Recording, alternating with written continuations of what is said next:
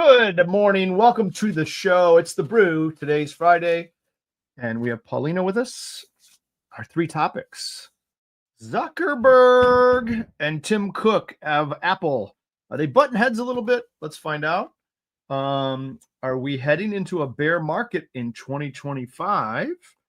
And Amazon is getting into the auto business. Let's delve into that as well. All this and more after the bell. It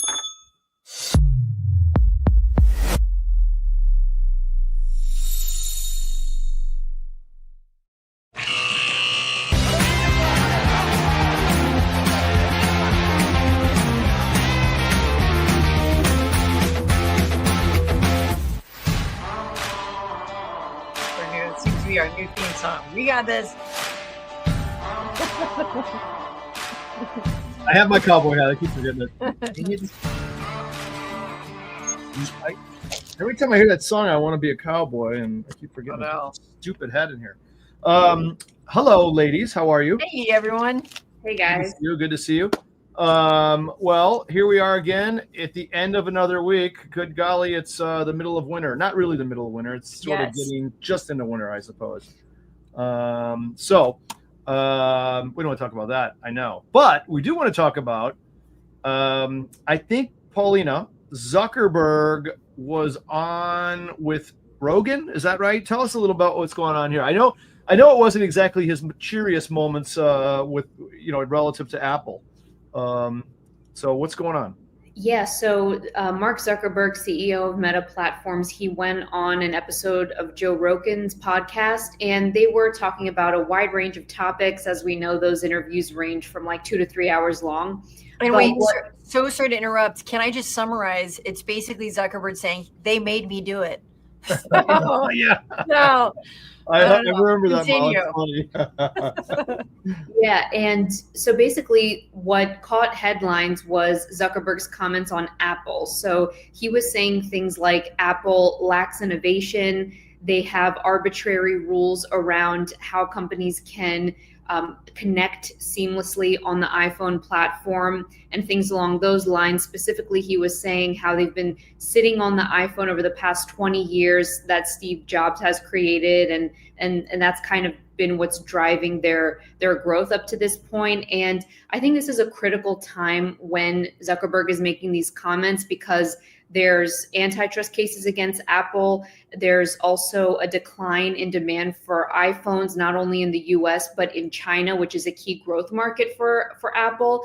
And on top of that, Apple is actually slightly losing market share in the smartphone market globally. So it's a pretty interesting time that Zuckerberg is making these comments. And I will say that there wasn't too much pushback from Rogan's side. So it was more of like just kind of like a back and forth talking about the different controversies around Apple. And I will say that obviously Zuckerberg is kind of biased in this conversation because years ago, Apple updated its iOS systems, making it more difficult for companies like Meta to access user data. And Meta's user data is super important to drive their advertising business. So obviously there's some, contention there with Zuckerberg. Yeah. So wait, Molly, I know you're gonna have a question. Your question's gonna be better than mine, but no, you go ahead. I have a question for Paulina. I think she said along the way that Apple's losing market share for the smartphone. What other one is out there? Is it the Android? I forgot about that one. Right. Do people actually buy that? I mean, well, yeah, Android is huge. And that's actually how Joe Rogan kind of leaned into this conversation. He was saying how much he hates the fact that in order to be in the Apple ecosystem, you have to be a life member, and how difficult it is to go from Apple to Android, but it's not difficult to go from Android to Apple. So yeah, Android is the other one. There's a lot of other Chinese competitors as well. Okay. Yeah. Well, that's interesting. So, but you said, actually, how did the stocks respond after this interview with Rogan, this 3-hour marathon? Yeah, they both ticked lower around 2%. So it wasn't market moving, but they did tick lower. I should note that the broader market was also down. Oh, so yeah, it might have been part of the big sell off from last week, I believe it was the end of last week, right? Yeah. Okay, interesting. Why does he bring this up now? What's in it for him, Zuckerberg? That is. Yeah, I think this is coming at a really interesting time. Zuckerberg is trying to get the attention of the incoming administration, right? There's also a lot of, contention more broadly around big tech and how the Biden administration kind of put, I don't want to say an iron fist, but they definitely targeted a lot of these big tech firms that had a huge influence on the market. And Meta is one of those companies. So it could be a way for him to kind of divert the attention away from Meta and put it on other companies like Apple. So I think it's just more of, it being a climate of so many things happening, and he could be adding fuel to the fire. He could be adding a different perspective. So I think, okay, Molly, I'm going to get you into this conversation now with the CT part of your brain. You ready? Yes. Yeah. So you mentioned it just now, Paulina. I think Zuck is getting a little bit on the Trump good side here because he was on the Trump bad side with Biden. And now we're starting to realize and learn that maybe the Biden administration put a little pressure on Meta and Facebook to kind of scour those posts and make them a little friendlier to that administration. That's what we're learning now. I'm not saying it's true. Do not know, but that's what we're starting to hear. And even Zuck came out and said, yes, they put a lot of pressure on me. Molly, anything? Yeah, listen. Look at that little brain going. Look at that thing going. Huh? First of all, no points for switching sides so easily. And also Rogan coming onto the bandwagon so late in the game, also in the last few minutes. But I will say, Elon voices it well that if things didn't go his way, his companies were done. And when did this happen? When did the governments gain so much control over the free markets? When do we have to pander to whoever's at the top? If I recall correctly, I think they work for us. That's I'm pretty sure what I'm talking about, Mal. Yes. Well said. I will give him a couple points for really, if you speak against that last administration, you're in deep waters. But yeah, I think at least he's speaking the truth, and all those emails are out for public view, and there weren't any recordings of the conversations, but at least it's getting out there, and I think people are waking up, and we'll see what happens from there. Yeah. Interesting.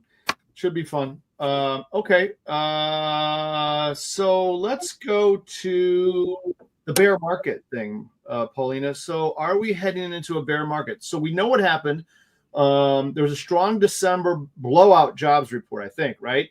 Mm-hmm. That says to the Fed, maybe we won't be lowering interest rates any further. Yeah. So what's happening with that baby? Yeah, exactly right. And some on Wall Street, they're seeing this as confirmation that 2025 could be a rough one for the stock market. And what they look at is economic data. And of course, the jobs data is a huge economic indicator that the Fed also looks at too. And for December, as you said, there was a blowout jobs report. And this essentially says that the U.S. created a lot of jobs last month, and this means that the economy is chugging along pretty well. And obviously, this is good news for the economy, but it has a negative connotation to it because it gives it doesn't allow the Fed to continue its interest rate cutting cycle. Right. Why are interest rate cuts important? Well, they provide a lift to stocks.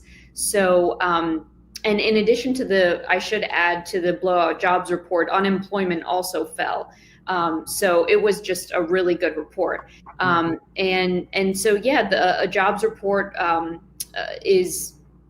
was really good. 2025 could potentially mean that the Fed no longer will be cutting rates. It could actually mean that they would raise rates, because when you cut rates, that means the economy isn't doing well. So when you have a strong jobs report and this suggests that the economy is doing well, plus you have all these potential Trump tariffs that could cause inflation, well, that could be a case to actually increase rates to tame inflation. So as a result, stocks struggle when there's high interest rates environments because it puts pressure on profit margins for companies. So that's the whole narrative there. Yeah. So it seems counterintuitive. You tell the American public, guess what, everybody? Everything looks good. Great people are being employed. Great jobs number, blah, blah, blah. And the market gets hammered. So it's a little bit counterintuitive. But the important point I think you made is that when you have a cost of capital that goes from here to here, it sort of stymies a little bit investment and capital investment, right? A little bit. Not a little bit, a lot of it, I guess. So that's kind of the problem. It's a little double-edged sword, right? We want to have great jobs and everyone employed, but at the same time, we'd love to have low interest rates on top of that, which would be great if you had the best of both worlds. But where we are now, coming from the old days of we had to raise interest rates so much to keep inflation intact, we're in that what I always call the no man's zone, of we haven't gotten all the bad juju out of the system yet. Anything from Mal? What are you thinking? Anything wonderful here? I would just West Coast. I would just reiterate that Jerome Powell is of the last administration, and so you have to look at the jobs report and the data behind it. So they are independent, but there is interpretation pressures by political parties that are in power. So it's important to look at how those numbers are calculated. So a part-time job counted as a full job? Is that addition? So if someone loses their job and they only get a part-time job, is that an addition? Or they have two part-time jobs to create the same amount of income, is that an addition? So so how are those calculated? And if we have an administration that is not pro the incoming powers, is there a gas pedal and a brake happening at the same time? Right. And so I would love to see those interest rates. We do need a cushion though. So if we do have natural disasters, or we do have anything that we have to cushion, it's important that we do have some cushion on the interest rates. And it is lowest that it's ever been. Look at the 80s. So those are my thoughts. Okay, cool. We'll keep an eye on this one though. Obviously we're going to be seeing and hearing this a lot going forward. So this was a good one.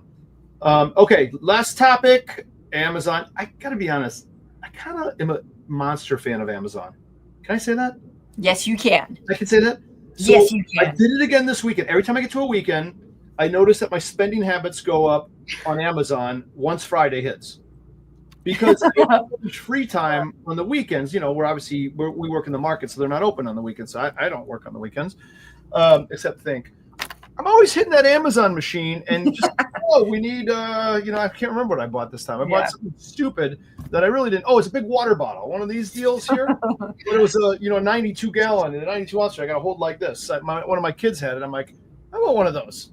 What do? I'm not going to the store. I'm going to Amazon. Bam. So, having said that, how easy it is to buy stuff, you can buy cars now on Amazon, allegedly. Wow. What the heck is going on here? Yeah, so now, along with your water bottles and toilet papers and everything, you can add a car to your checkout cart. Seriously? So Amazon is getting into the auto business, and they're starting this up through a Hyundai Amazon partnership. So Hyundai, I think I'm pronouncing that correctly. They launched their car sales on Amazon Autos, it's called. So now, if you are interested in buying a car, you can do it on Amazon. You can browse there, order. You can even finance the car on there. There are, I think, roughly 54 dealers that are on there throughout the U.S. And yeah, the purpose of this is to streamline the car buying process, which is very in tune with the ethos of Amazon, trying to get the things that you need very quickly at a reasonable value. They actually want to reduce the car buying process to 15 minutes. So that's pretty impressive. Wow. How do I barter? Because I never want to pay full retail. I always need a deal. I always want to bargain. Don't care what it is. I just want to get something off the retail. Yeah. Right. So can you do that? Do you think? What's going on there? That's a really good point. They say that as part of this process, it's going to increase transparency in the car buying process, and that the platform tries to make car shopping more transparent with better, clearer pricing and financing options that are available up front. So I don't know if that could potentially reduce that back and forth that we tend to have when we go to the car dealer. So that is one option. They also have trade-in options. So if you want to trade in your car, you can have an instant valuation for your existing vehicle. And yeah, so those are some of the features. They're trying to reach as many customers as possible through throughout the U.S. Yeah, that's interesting. So yeah, that's the Amazon Autos. Yeah, I don't expect you to know this, but maybe we have a thought on it. So what's in it for Amazon? So you have a car dealership or a company that has has its profit margins built into their pricing. Obviously, Amazon's not going to tack something else on so that the car becomes more expensive to the consumer. That I don't think that's going to happen. Yeah. So is it accretive for Hyundai to say, okay, I'm going to give up some of my profits to Amazon because they have such a network of exposure. We're just going to sell more cars and make it up that way. I mean, maybe that's the answer. I don't know. It potentially could be. I think that Amazon is trying to become the everything app. It has its tentacles in virtually every single industry. I mean, it makes its own chips, for God's sake. And it has, it's in the pharmacy business, it has Whole Foods. I mean, it's just, and it's able to scale into these businesses because it generates so much cash flow. Yeah. It's just one of the big tech companies that are able to do that. And it makes sense for an auto company like Hyundai, who may not have that reach that Amazon has, to want to partner with them to capture some of that scale. Yeah. Interesting. Mal, would you shop online for a car? I did, sort of, right? I have a Tesla, truth be told. Yeah. So that is very similar. Yes, I did buy I bought my Tesla online. That's true. Right. So I went online. I did the thing. I didn't have many choices.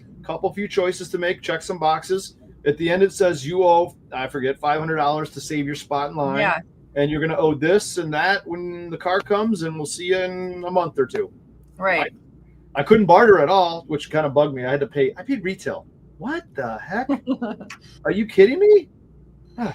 Okay. So, yeah, go ahead.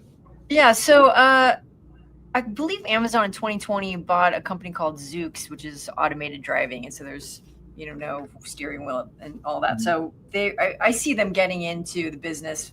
If we were going to look, can I sprinkle? Sprinkle. Own Nothing and Be Happy initiative that someone over there across the pond is pushing for globally. They might be getting into the service area as far as cars go. So possibly in the future, no one owns a car and they're just going to rent them or do driverless driving. Yeah. I, however, love my car and I love a good drive. So Paulina being the young city gal probably doesn't even have a car in the city.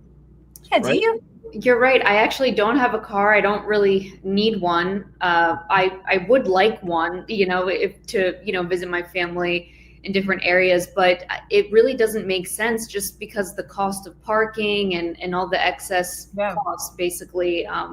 So yeah, I don't really. It's more of a want than a need. I think when we're talking about Amazon, we should just touch base on AWS, and they're the leading. In server and cloud, And so are they, what's the chip business look like? So you mentioned it. So I just wanted to touch base on that. Their internal chip they're building is a family of ARM chips, ARM architecture, a big one called the Graviton.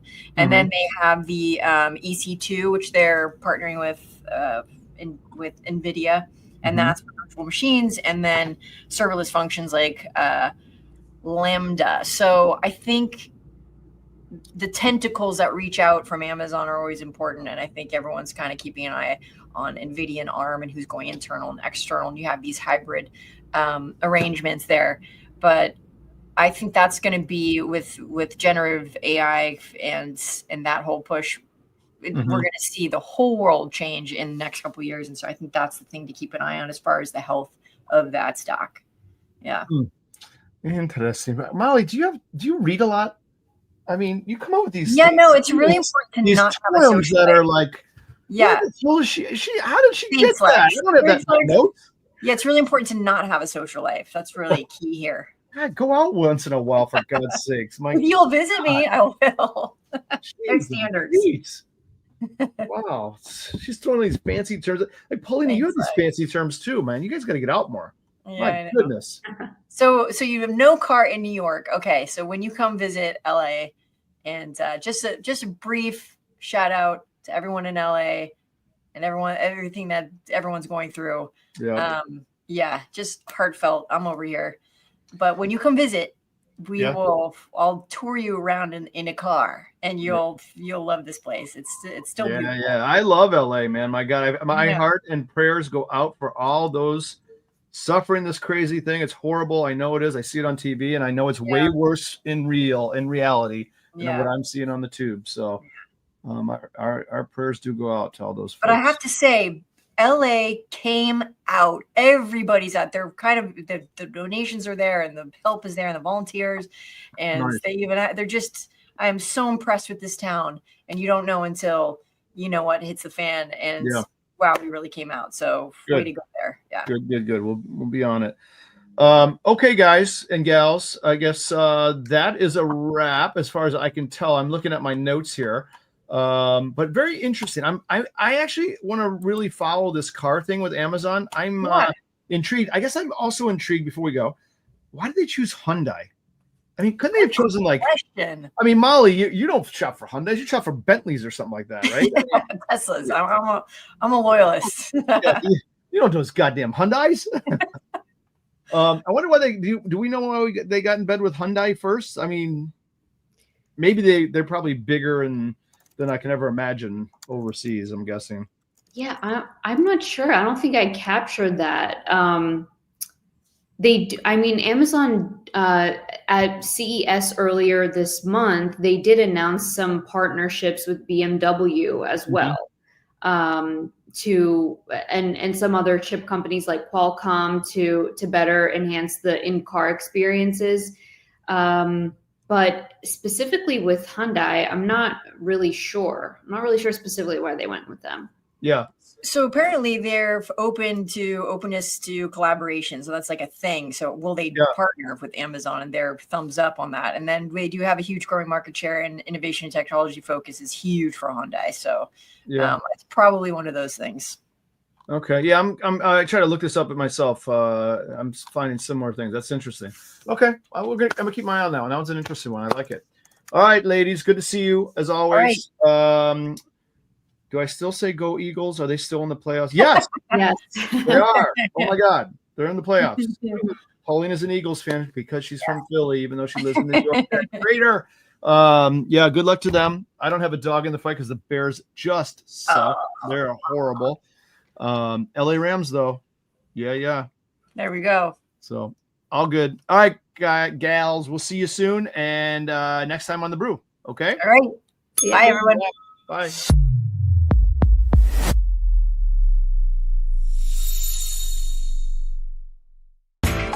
You know how the financial world goes. Here comes the buzzkill. Please make sure to take some time to read this boring disclaimer. We will owe you one.